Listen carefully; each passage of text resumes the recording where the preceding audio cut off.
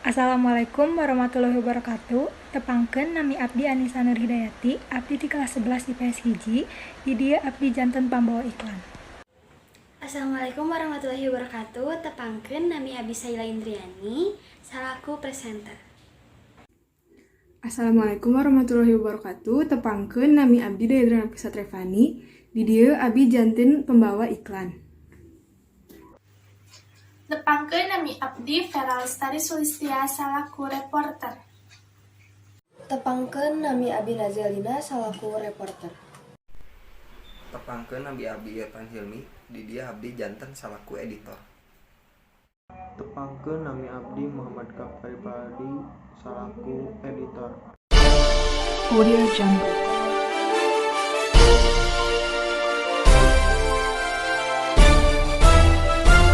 Audio Jungle.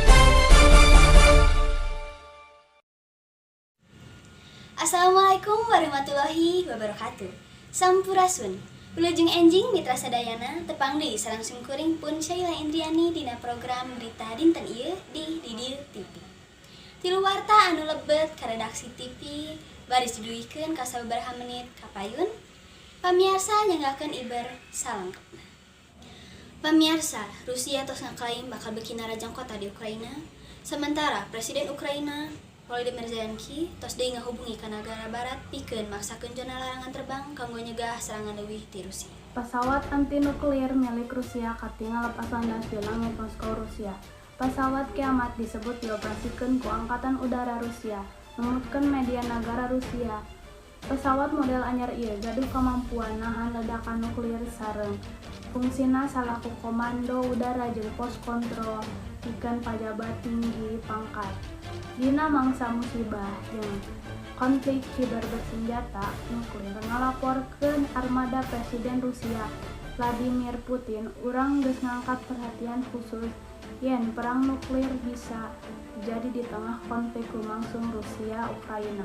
Dicuta tina express.co.uk dina Jumaah 4 Maret 2022 tina proyek radar 24 nembongkeun pesawat kalayan kode RSG 880 digambarkeun salaku Rusia atau Squadron Kiber khusus dina sirkulasi ngaliwatan data Moskow nunjukkeun yen pesawat take off di Bandara Internasional Moskow di 16.16 waktu lokal jeung jalur hiber ka pesawat tuh loba sirkulasi di ngarohangan hawa leuwih Moskow. Pesawat ieu ngalayang.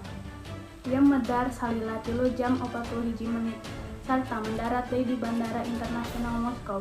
Nurutkeun agensi warta kaayaan RIA Novosti. Cutatan sumber di Kompleks Militer Industri.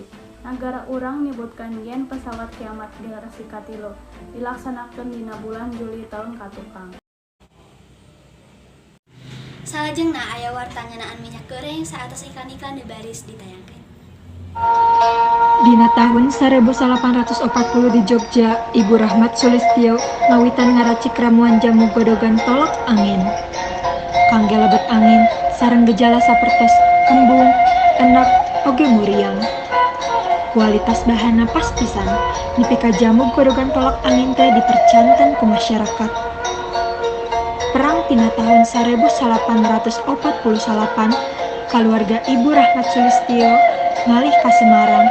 Tina tahun 1850 Ibu Rahmat Sulistyo ngabangun pabrik Sido Muncul anu hartosna impiana parantos janten kenyataan. Produk anu kahiji jamu tolak angin anu wujudna bubuk. Ku ayeuna kemajuan teknologi tolak angin teras dikembangkeun.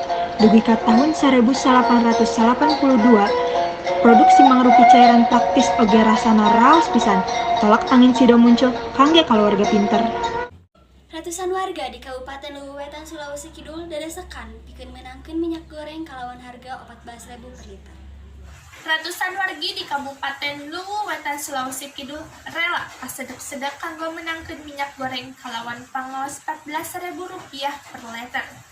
Operasi pasar ieu dipigawe kanggo nyimpunan keperluan wargi anu sempet kakurangan minyak.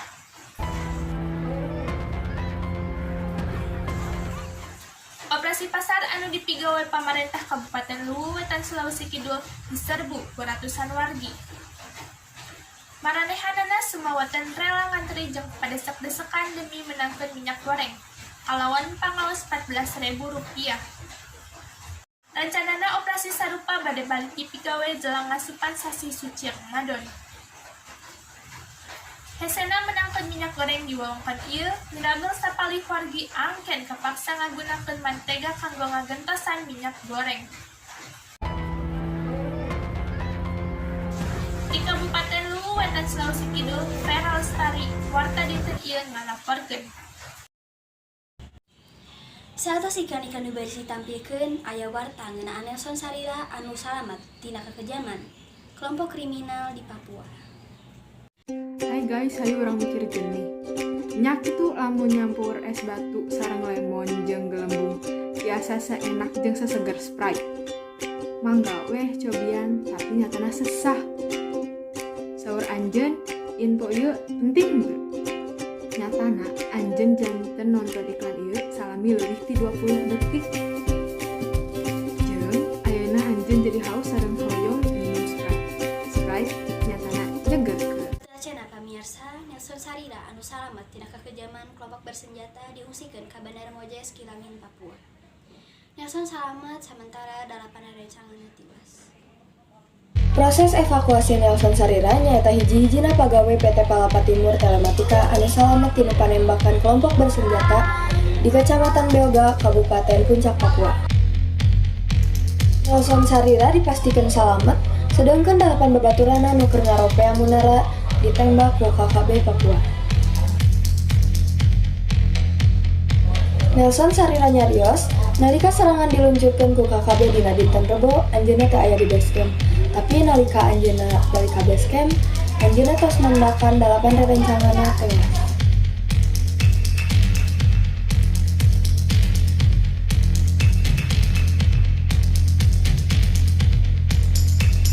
Dina dinten Rebo, kaping 5 Maret 2022, Nelson Sarira parantos dievakuasi ku tim operasi Damai Kartens nu dipimpin ku Kepala Operasi Damai Kartens 2022 Kombes Pol Muhammad Firman.